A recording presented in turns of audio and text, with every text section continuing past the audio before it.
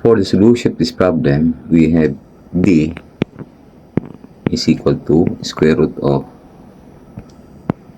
d sub x squared plus d sub y squared plus d sub c squared, where d sub x is equal to integral of d sub x with respect to t, d sub y equals integral of d sub y with respect to t, and d sub c equals integral of d sub c with respect to t, where b sub x equals integral of a sub x with respect to t. Since a sub x is 0.80, we have b sub x equals integral of 0.80 with respect to t equals 0.4 t squared. Similarly, for b sub y equals integral of a sub y with respect to t, a sub y is 2 minus 0.3t, so here b sub y is integral of 2 minus 0.3t with respect to t. We have here 2t minus 0.15t squared. For b sub c, integral of a sub c with respect to t, since a sub c is 5, we have integral of 5 with respect to t is 5t. Now we can solve for d sub x. We have d sub x. By the way, the limits here are 0 and 10, 0, 10, 0, 10. We have integral of 0.4 t squared with respect to t, limits 0 and 10. Here d sub x equals 400 over 3 meters.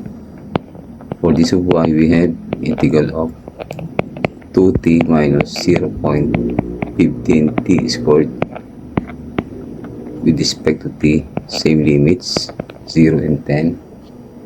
We have d sub y equals 50 meters.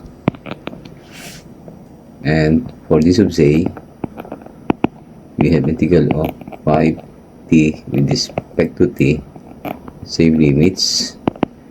We have d sub z equals 250 meters.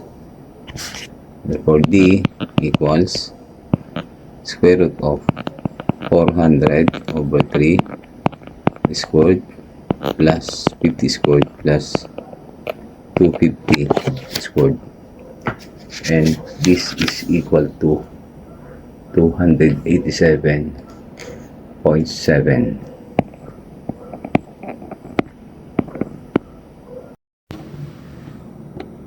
The total work done in this problem is given by the formula W equals integral of f of x with respect to x with limits x1 and x of 2. Here, our f of x equals x squared plus x, so this can be replaced by x squared plus x. Our limits are 2 and 5, so 2, 5. Using calculator, we'll get 49.5 ergs. This is in centimeter, this is in dyes. The reason this is in ergs. Okay? Ang catenary is the curve formed by a flexible cable of uniform density hanging from the 2 points under its own weight. If the lowest point of the catenary is at 0a, then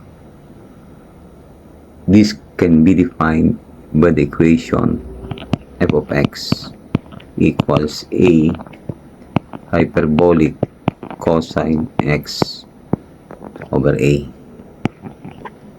So here, our a equals 2.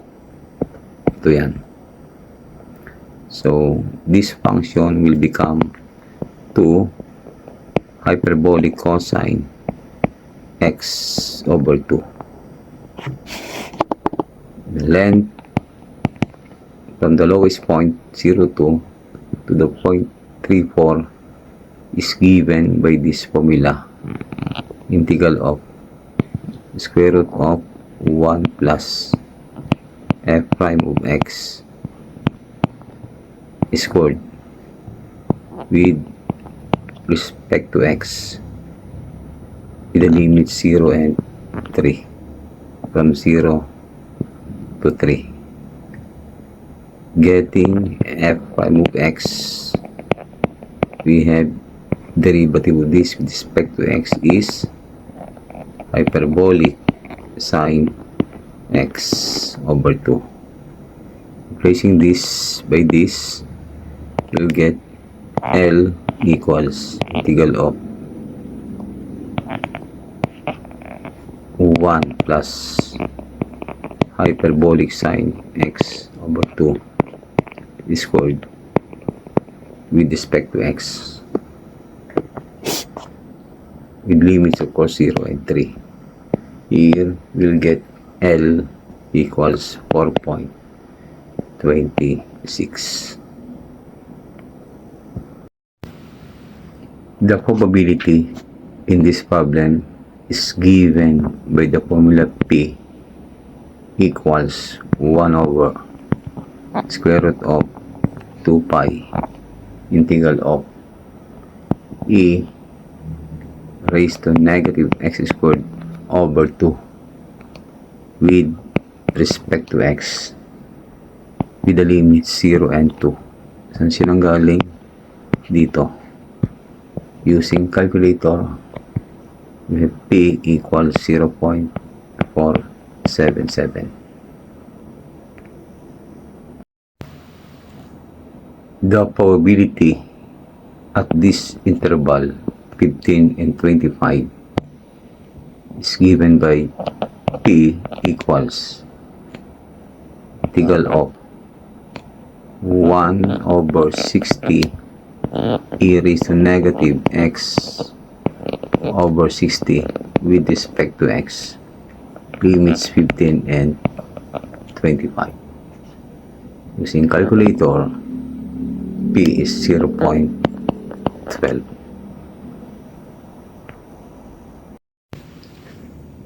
Recall, cosine theta equals 1/2 of e raised to j theta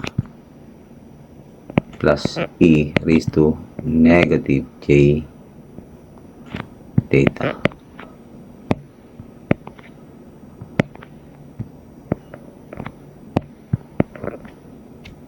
Okay, in this problem, we have 20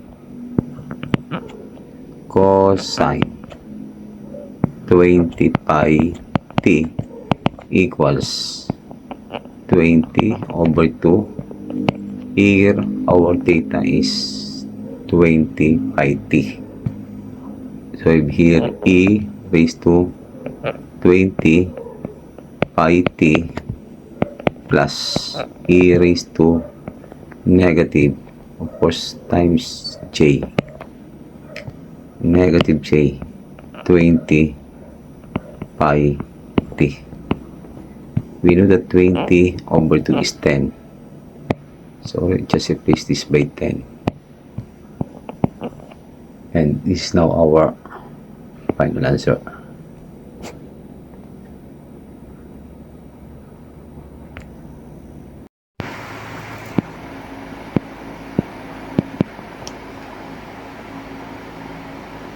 The area enclosed by this and this is given by the formula A equals A squared. Let's say, for example, R equals 4 square root of sine theta. Area here is 4 squared, which is equal to 16. Let's say R equals 5 square root of cosine theta. Area is of course 5 squared, which is equal to 25.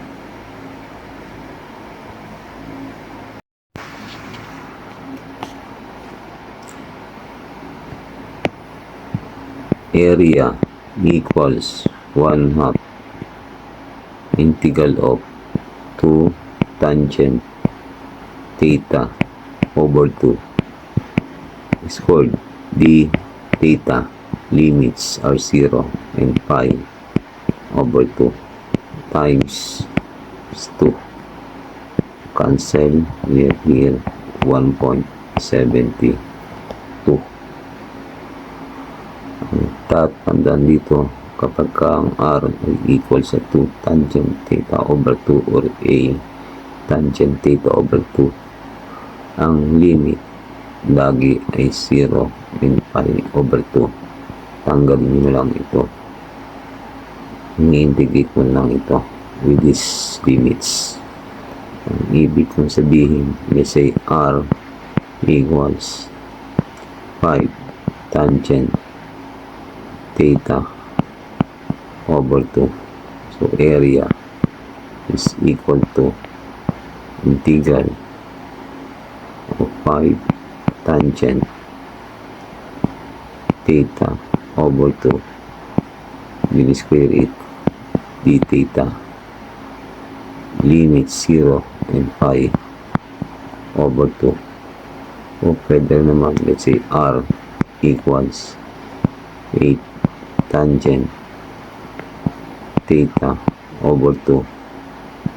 Area equals 8 squared integral of tangent theta over 2 squared d theta. Limits 0 and pi over 2.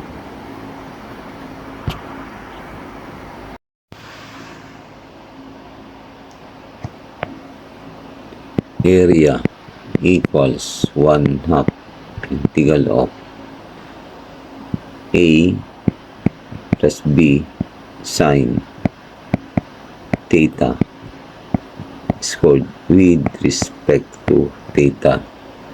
Limits are always 0 to pi. Tatandaan nyo, A is greater than B. Let's say R equals 4 plus 2 sine theta. Area equals 1/2 integral of 4 plus 2 sine theta is called d theta. Limits 0 and 2 pi. Okay.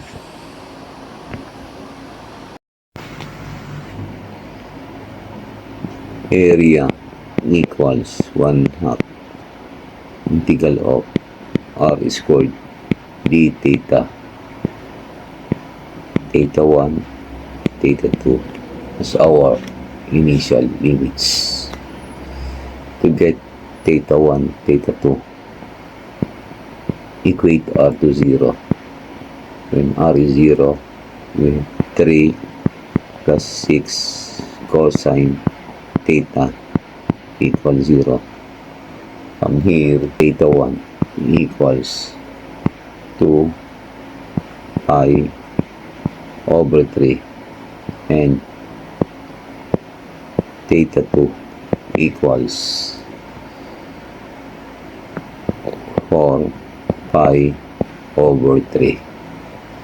So here we have area is 1/2 integral of 3 plus 6 cosine theta with respect to theta, limits from 2 pi over 3 to 4 pi over 3.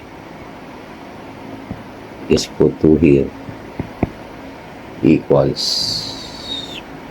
4.89 cos mode radian.